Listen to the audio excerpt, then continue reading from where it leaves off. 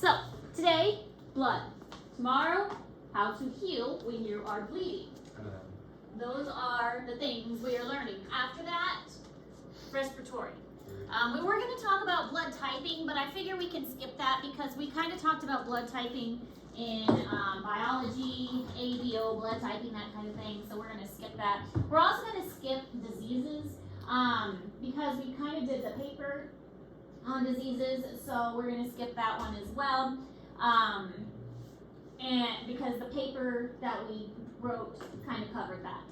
So I'm trying to cut as many corners as I can while giving you still a good education because we're running out of time. All right, blood. Blood is a major transporter of the body, carries nutrients, waste, gases, etc. It is the only fluid tissue. It's considered a connective tissue. Now we skipped over connective tissues. If you take anatomy next year, you'll learn about tissues. There are many different types of tissues. We'll do a whole lab on tissues next year, different types of connective tissue. It's composed of a fluid portion, which is plasma, and solid portions, which are the red blood cells, white blood cells, and the platelets. Now, again, there's a little bit of anatomy in this, but we're not getting too much into the anatomy portion, but we kind of have to in order for the physiology portion to make sense. Blood volume is about 5 to 6 liters, or about 6 quarts of blood are found in a healthy adult, and the blood makes up about 8% of your body weight. Now, this is why, again, with our blood drive coming up, you can get, you donate a pint of blood for the blood drive, and a pint is easily replaced within a couple weeks.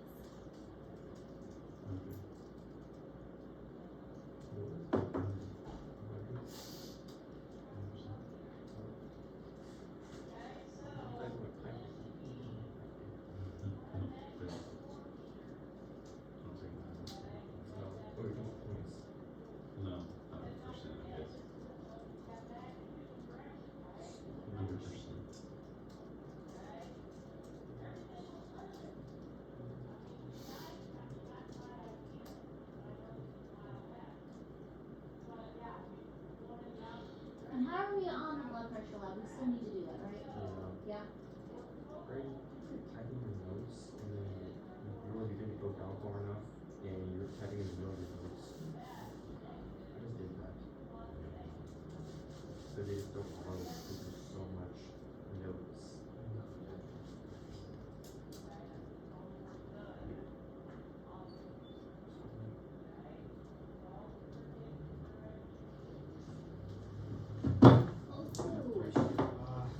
Build my teeth.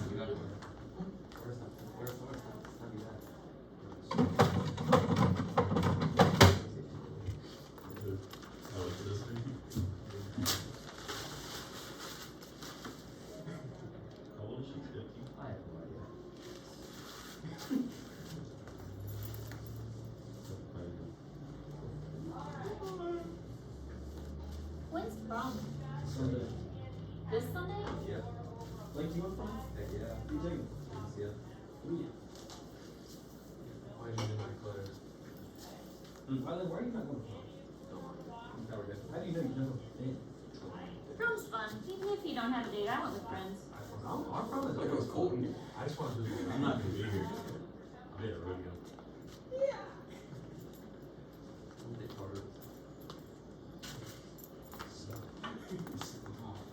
I see you again. Alright, we all good? I know there was a lot already. Yeah. Okay. So the formed elements are the solid parts. You've got erythrocytes, leukocytes, and platelets. Erythrocytes are the red blood cells, leukocytes are the white blood cells, and platelets are cell fragments of what's called a thrombocyte. So they're basically not even really a cell, they are broken up pieces of a cell. So if we look at this picture here, this is a leukocyte, this is a red blood cell, and this tiny dot here, that's a platelet. So white blood cells, leukocytes, red blood cells, and then the tiny dots are platelets. So just looking at this field of view here, you can obviously tell the most things there's going to be are the red blood cells. White blood cells, there's very few. Platelets, there is more than white blood cells, but less than the red.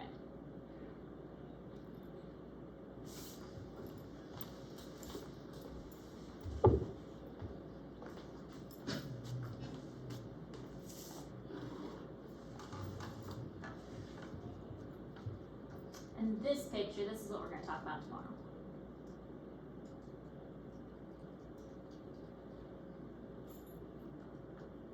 Sorry for this. Sorry for this.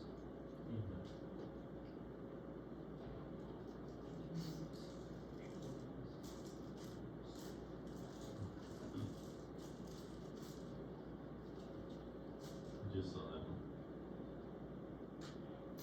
Alright, so components of the blood, the erythrocytes. Okay, so when they take your blood, and then like if you're taking it in a lab, No. so when they take your blood in a lab at a doctor's office, they're going to take a couple vials and they put those vials in a centrifuge and they spin it really fast. The formed elements are going to sink to the bottom, and the liquidy part, the plasma, is going to go to the top because the heavy things sink out. The erythrocytes are going to go all the way to the bottom, and then you've got kind of this buffy layer that is going to go in between, and then the plasma rises all the way to the top. So the erythrocytes are going to make up most of it, about 45%. This is known as the hematocrit. The normal range for men is about 40 to 50%, and for women it's a little bit less, 37 to 48%. Then you have a buffy coating, which is the leukocytes and the platelets, and this is less than 1% of the blood combined. Then the buffy layer is kind of a thin, whitish layer that's between the erythrocytes and the plasma. And then the plasma, of course, rises to the top, and that's about 55% of the blood is the plasma.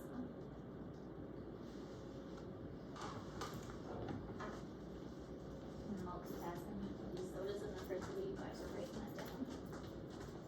Otherwise, people will get grumpy. They don't have cold Dr. Peppers.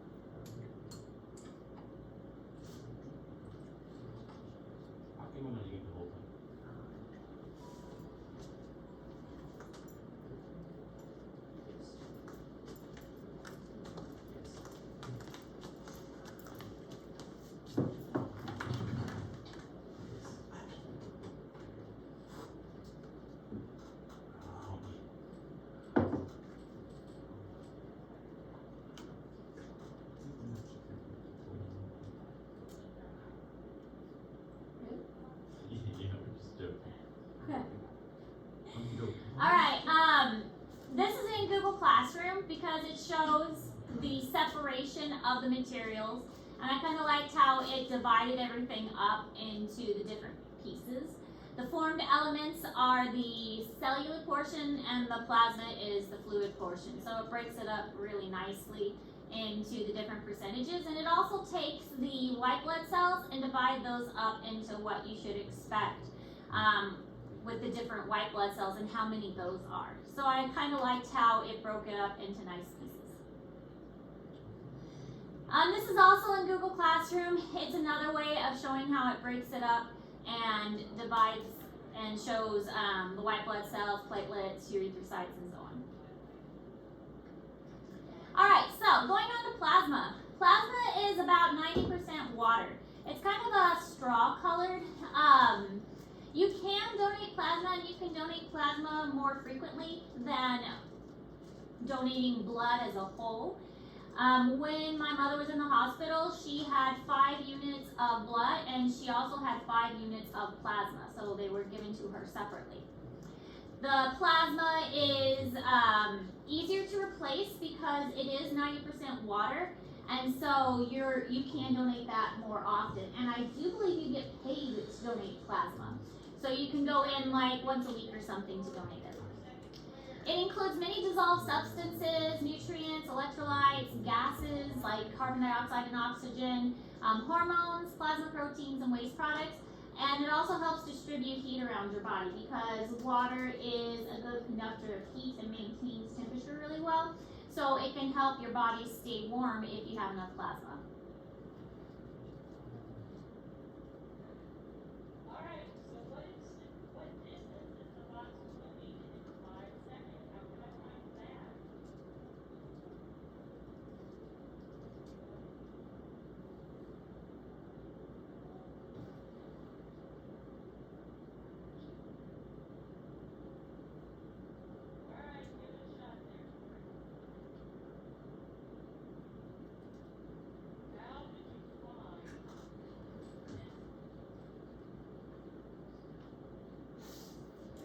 Alright, so sodium is the major solute of the plasma in terms of concentration, salt. And it helps to balance the electrolytes in your body pretty much, making sure that you're not too dehydrated and making sure your body is maintaining the correct balance. There's also what are called albumins, which is a type of protein, and this is produced by the liver. And this helps to create like an osmotic pressure, so it helps maintain the blood volume within the vessels itself, so your vessel pressure is correct. There's also these things called globulins. There's alpha and beta globulins, and they help to transport lipids and vitamins in the blood. They always say when you take vitamins, I'm sure most of you take vitamins, right? No. No? You actually don't have to take vitamins if you have a balanced diet. If your diet is correct and you eat your fruits and vegetables, then you don't need to take vitamins. But if you do, you're supposed to take your vitamins with food because some vitamins are only able to be absorbed appropriately if they are with fat. And these are the fat-soluble vitamins. So alpha and beta globulins are the ones that are fat-soluble. There's also gamma globulins, which function in immunity. So this is all stuff that is found within the plasma.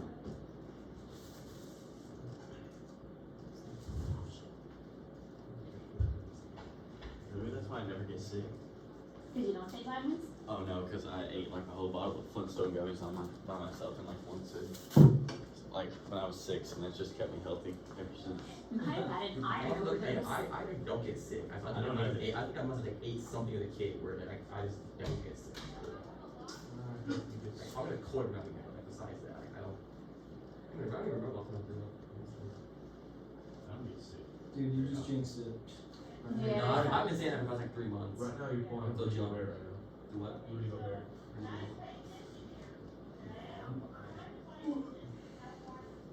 Did you guys go on the senior trip? Probably did. How was it? It was good. It was Was great. it fun? I actually took some pictures of some animals. Took pictures of. They had pygmies. Oh, yeah.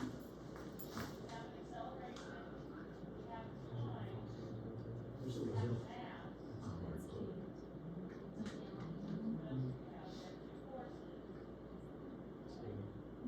It's what?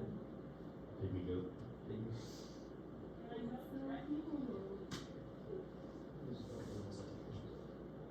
Some ducks. We went to Animal Kingdom when it was, it was one of the ones we went to when it was closed down. But it was nighttime, so we didn't see a lot of the animals. We just rode the rides over and over. Did you ride the roller coaster where it went up and then it stopped and went backwards? Is it in Animal Kingdom? You go up and then it Oh, stops. Mount Everest? Yeah. and Yeah. then you We got start stuck going at the very top back. Did you? for like 5 minutes. We got stuck on 3 rides and our bus broke down on the way to the airport. Dude, this That's quite the So I'm about to get on the, we were about to get on the plane and I was like, I'm not having a good feeling about this. it's like 5 in the morning and we're just chilling on a bus on the side of whatever highway we're on, like 2 minutes from the airport. And he's like, "Sorry guys, the bus overheated." And I was like, "Oh my god." We got stuck on a water ride for like 20 minutes. And then the sky lift that like takes you from park to park, we got stuck on that for a second. You just had that fun. Sounds fun though. It's just crazy. Didn't you get like $350 in spending tax too? That's a lot of spending tax. Yeah, we could have got more, but they limited it at 350. Really? Yeah. Because that's just how much we have left. That's fun. Well, I'm glad you guys had a good time. No aside from everything breaking, no other major issues. Alright, pH of plasma is around neutral, so on the pH scale 7 is neutral, so 7.35 or 7.45 is the range, and it's a very narrow range. So our body has a lot of mechanisms to maintain this. We try very hard, our body does, to try and keep this narrow range. It doesn't like to get too acidic or too basic. Bicarbonates is one of the major things that our body uses, which is a type of kind of calcium. And the blood pH is maintained by the lungs and the kidneys. So when the carbon in our body is the carbon dioxide, it mixes with the water, that from the blood, it creates this bicarbonate acid, it makes carbonic acid. Sorry, my brain still hasn't gotten back from spring break yet. The carbon dioxide that we breathe in mixes with the blood, and it mixes specifically with the water of the plasma, and it makes carbonic acid. And that's one way our body tells us that we need to breathe differently, is the carbonic acid that is in the plasma of the blood. So the lung aids in the acid-base balance through elimination of that carbon dioxide. It can detect that carbonic acid in the blood. The kidneys help with this as well. It can detect extra hydrogen ions, and it will secrete these hydrogen ions and remove them, and it will help maintain that balance. So the lungs and the kidneys are the main ones that are going to help maintain this pH balance.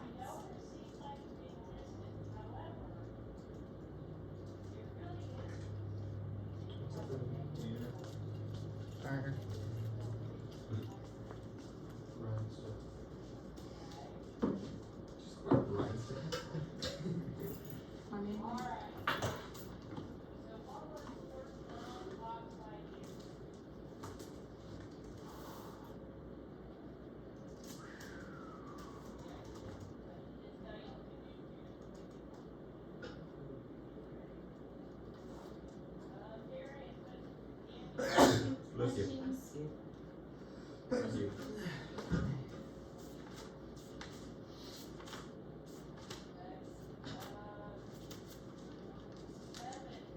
Why can't the track just get canceled? After 2 4 minutes. Would that grind harder? It's great. It's grind. So here is just an example of the different types of white blood cells that can be found within a blood sample. Lymphocytes and neutrophils are 2 examples. Erythrocytes, of course, are the red blood cells, and then the little dark splotches are the platelets. And again, we're going to talk about the platelets more tomorrow. They'll come into play. Erythrocytes, their main job is to carry oxygen. That's pretty much what they do. They're anucleate, which means that when they are mature, they don't have a nucleus. They contain very few organelles at all. They don't have mitochondria either. Their whole job is to have hemoglobin, and the hemoglobin, as we kind of talked about before, that has iron in it, and it attaches oxygen. So that's kind of the whole purpose, is to carry oxygen. That's just really what they do, is carry oxygen. So they don't have a nucleus, so they don't have many organelles, they just carry oxygen around. The normal count is about 5 million red blood cells per cubic millimeter of blood. So imagine a little tiny millimeter cube. I mean, imagine a millimeter is super small, and then a little cube of that. And there is 5 million red blood cells inside that little millimeter cube.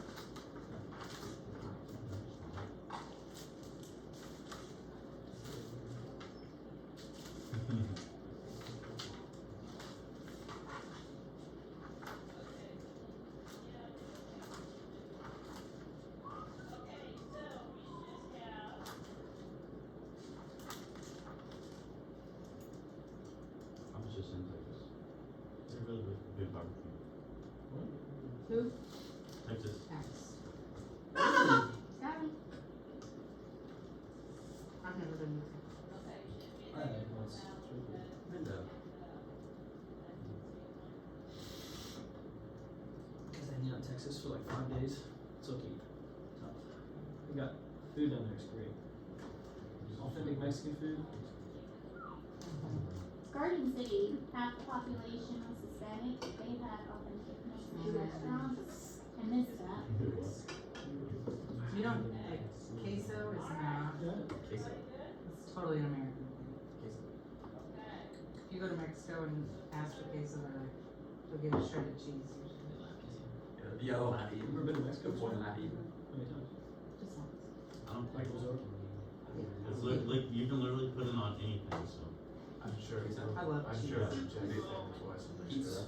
that's fun. Alright, so the lifespan of a red blood cell, because they lack a nucleus and they lack mitochondria, and also imagine what the red blood cell goes through. They're constantly bumping up against the walls of a vessel. They're going through the capillaries. They don't last very long. They're being abraded, they're going through the heart, they're going through the lung at a very fast speed. So they have a very short lifespan of only about 120 days. They get their energy from anaerobic respiration, and they don't do aerobic respiration at all. They don't last very long. They're eventually going to be destroyed by phagocytosis, which is cell eating, in the liver and in the spleen and some in the bone marrow as well. So basically they get eaten in about 120 days, which is actually a good thing because they just get so worn and abraded. And 120 days for a cell is a really fast time.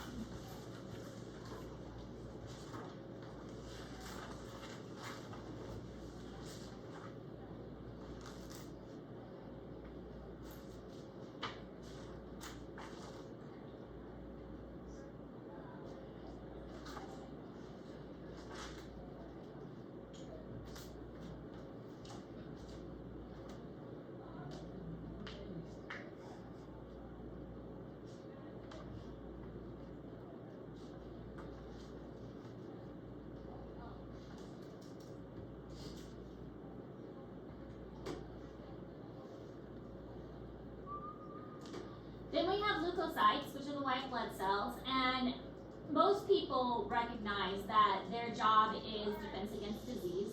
These are a complete cell. They do have a nucleus, they do have mitochondria, and they move kind of by an amoeboid motion, kind of like oozing around, so they'll stick out some cytoplasm and kind of ooze into it. There are 4,000 to 10,000 white blood cells per cubic millimeter, and so, I mean, that's a lot less than what we were seeing in the 5 million red blood cells. But they are quite a bit bigger. I mean, if you look at this picture here, you can see that they are quite a bit bigger than the red blood cells. They are amoeboid because they need to be able to squeeze through the pores of a capillary so that they can get out of the blood and to the site of infection, because infections don't just stay in the blood cells. The infections happen in all parts of the body. So if you get an infection in your skin, they need to get to the skin. If you get an infection in your liver, they need to get to the liver. They need to get to all parts of the body to treat infection. And so that's what white blood cells do. I mean, pus is basically a buildup of white blood cells. And so pus can form in all kinds of places.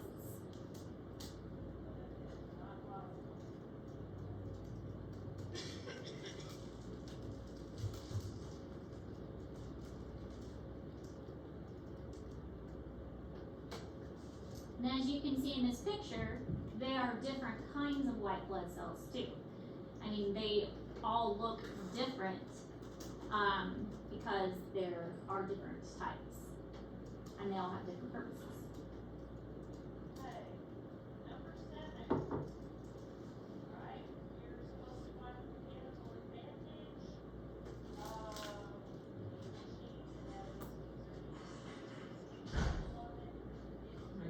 what was that?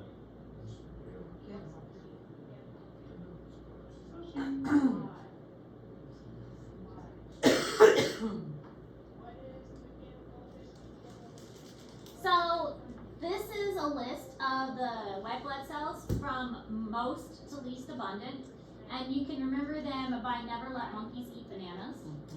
So neutrophils, lymphocytes, monocytes, eosinophils, and basophils. Never let monkey eat banana. Never let monkeys eat bananas. Neutrophils, lymphocytes, monocytes, eosinophils, and basophils. So neutrophils are the most abundant, and basophils are the least abundant. So are these like white blood cells? Yes, these are all white blood cells. The 5 kinds.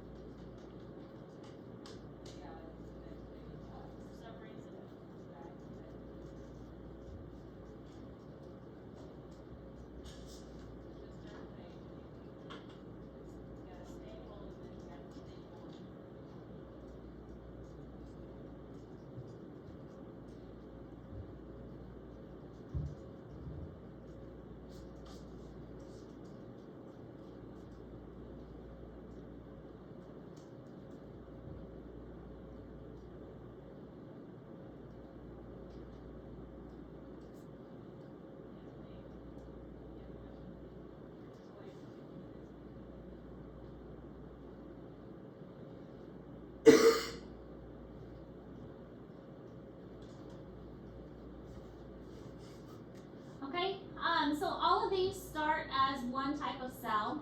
In fact, the red blood cells and the platelets start as one type of cell as well.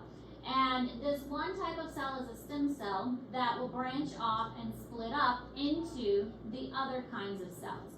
So this original cell is going to turn into either a red blood cell, a white blood cell, or platelets. And then that white blood cell will differentiate into our 5 kinds of white blood cells. These white blood cells can be what are called granular or agranular. Now the granular and agranular has to do with appearance, but also will have to do with their function and what they're going to do within our body. Different types of white blood cells are going to specialize in different kinds of infections and different kinds of virus protection. So an eosinophil, there's only about 0.5 to 5% of these that are found within the blood. And the function of them is to limit the action of basophils in a rapid allergic reaction and participate in the immune response of parasites. So these are really going to focus on parasites. And they're going to be kind of a histamine response. So when your body has an allergic reaction to something, they're going to try and respond to that.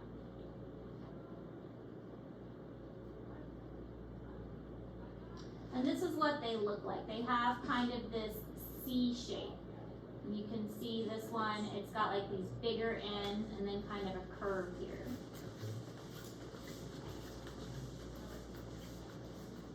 Now, for your test, you're not going to have to identify it because identification is anatomy, but you would need to know the function of it. So what does the eosinophil do? What's the action of basophils on the rapid allergic reactions?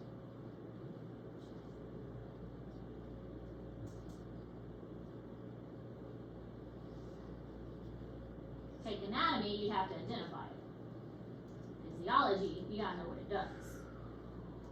So what if your blood work came back and you have a high eosinophil level? What would that tell That's you? a great question. What is it?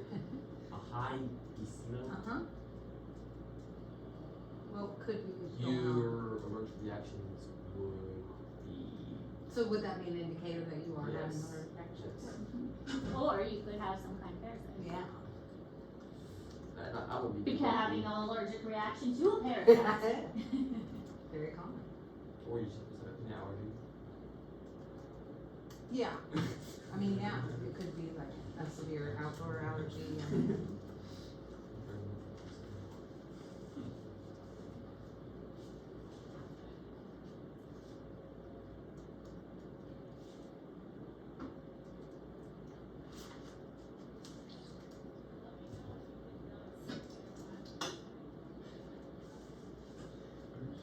I like this question. question. That might be a good one for a test. Yeah. Water.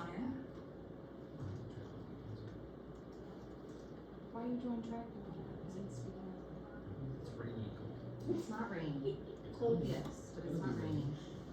If you run, it'll warm you up. Exactly. You run the 400, you know how to worry about that. 2. There you go. That was my life.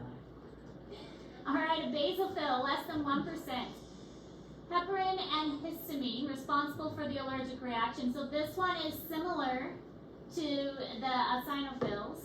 And this one is a granular one. You can see all the granular particles in there. So this one is also going to produce an allergic reaction. Sometimes the basophils will over-respond. So if you are having seasonal allergies really bad, sometimes the basophils will go a little crazy. And like I'm very fortunate, I don't get seasonal allergies. So my basophils are good. But some people who get allergies really, really bad, their basophils overreact pretty much.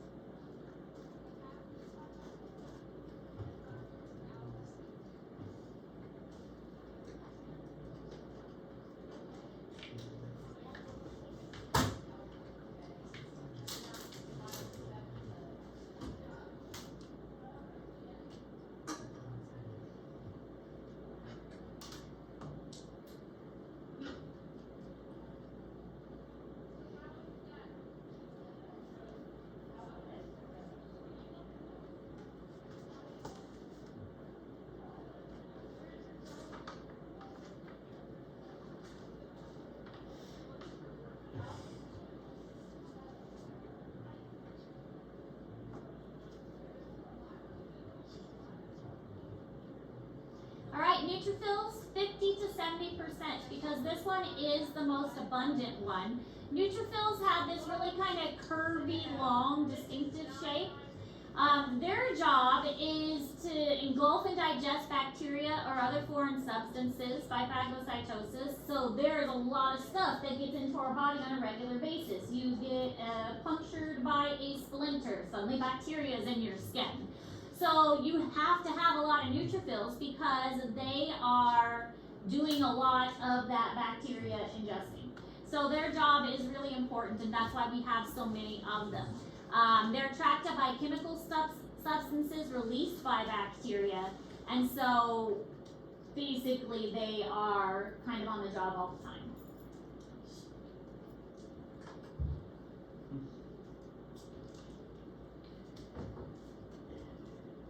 And you guys understand phagocytosis, right? So it's basically a cell eating another cell. Yeah. Surrounding it, and it kind of like goes over. Think of like a putty that goes over it and surrounds it. Engulfs. Yeah. Consumes, engulfs. Eats it and breaks it down and dissolves it. And then we use it, That's lovely. if we can. Yeah. Those kind of water, they're touching water. Yeah. With enzymes, really. Oh, yeah. See? Oh, Is the weather supposed to be I know nice? myself. What? It's not gonna be nice. 60. I mean, nicer. Not where I want it. 56. Yeah! What's always stay Maybe some 70s. Why can't it just be 70? I was so upset. 70s. It would have been so nice yesterday, and then it like rained the entire day. Yeah, it canceled. Also, Braden, why does it always rain right after your car wash from people? I'm gonna take it. So I've been across from him twice, and every day, the day after, it rains. That's okay though. Well, It's a I code. always get a car wash, and then I Your car wash is when it rains. every single Yeah. day after. It Yeah. always rains. All right, monocytes, 3 to 8%. You know, they use dogs on my car.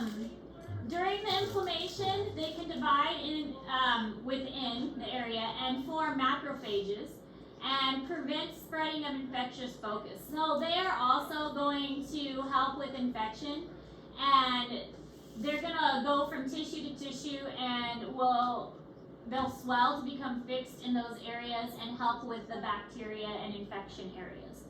So these are kind of like wanderers, and they're gonna go where needed as well. Um, 3 to 8%, so they're a little more abundant. I mean, remember, never let monkeys, so this is the third one, the third most abundant. So there's enough of these around to kind of help the neutrophils in their quest to prevent foreign objects in our bodies.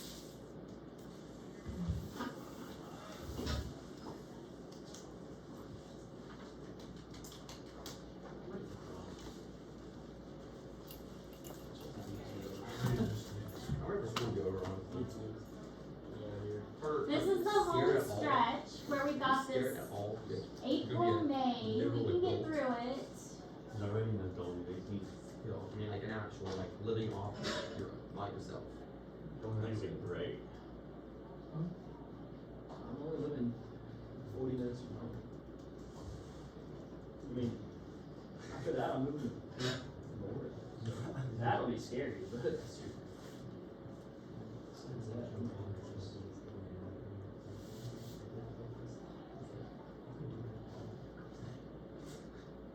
You're disappointed in mom. Alright, lymphocytes. This is the next most abundant. There's T cells and B cells. So T lymphocytes and B lymphocytes. T lymphocytes are very important for fighting cancer, and B lymphocytes create antibodies. These are very important for, like, if you have a illness, and they're going to create the antibodies for that illness. So the T lymphocytes help protect from infection, and they're going to help you if you are, if you've already got some kind of infection. So these are more of like the protectors of your body. If you've already had an illness, they're gonna fight to keep you from getting sick. The other ones are, you're already sick and they're trying to get you well. These are the ones that are trying to keep you from getting sick in the first place. However, these are also the ones, like, if you've heard of lymphoma, these are the ones that can go a little crazy, and if a person has lymphoma. They go a little too much and reproduce a little too much, and this is what causes lymphoma.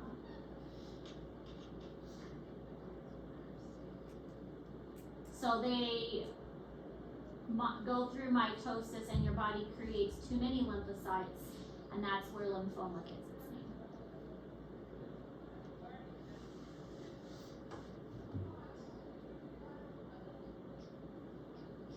So here are all of them side by side, along with the platelets and the erythrocytes.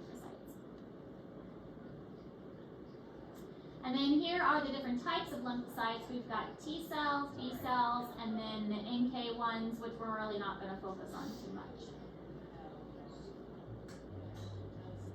NK, I think it's for natural killer lymphocytes. Yeah. And okay.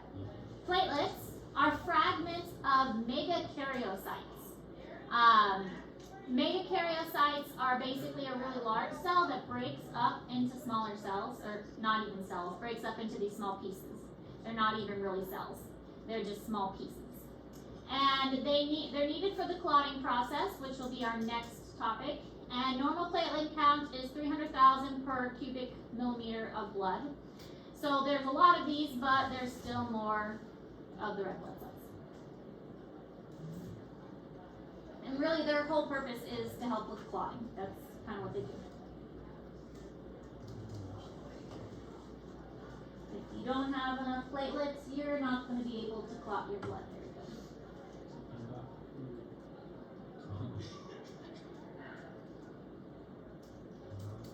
Has anybody ever seen a blood panel from a blood draw? I cannot say I have. I recently had my blood drawn. Maybe I can pull up my blood panel on the board. Not I today. don't think that's necessary. Gross. What does that show again? It shows all of your blood work. It shows like your red blood cells, your white blood cells, your platelet levels, and all of that. Okay, never mind, that's fine. Yeah, that's all it shows. It shows all the levels and like the ranges. It's really interesting to look at. My last blood draw was during spring break, so just a week ago, Everything was in the normal range except I was anemic and my chloride level was a little high, which meant I was dehydrated, apparently. So I was slightly anemic and I was slightly dehydrated. But everything else was normal. But it's interesting to look at because it shows you what you had and it shows you like the range you're supposed to be in. Were you drinking coffee or water?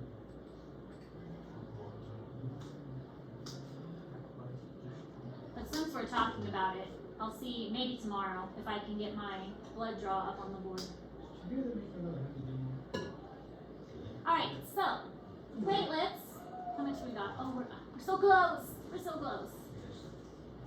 Oh well. We can do this slide. We can do this slide, but we may have to stop here. Platelets have an average lifespan of 7 to 14 days because they don't have any parts to keep them alive. They're just a broken cell. They don't have anything to keep them alive. And they're removed and destroyed by cells in the liver and the spleen. So spleen's super important. If you have mono, then your spleen gets enlarged. And this is why your spleen is important, because it removes all the old cells and removes all the old blood parts, and so you don't want that to be damaged. But the platelets get removed every 7 to 14 days. But they can't live long because there's nothing there to keep them alive. They're just like a little piece.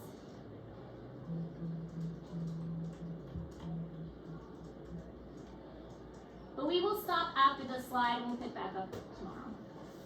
They're technically called thrombocytes, though. That's what platelet is called.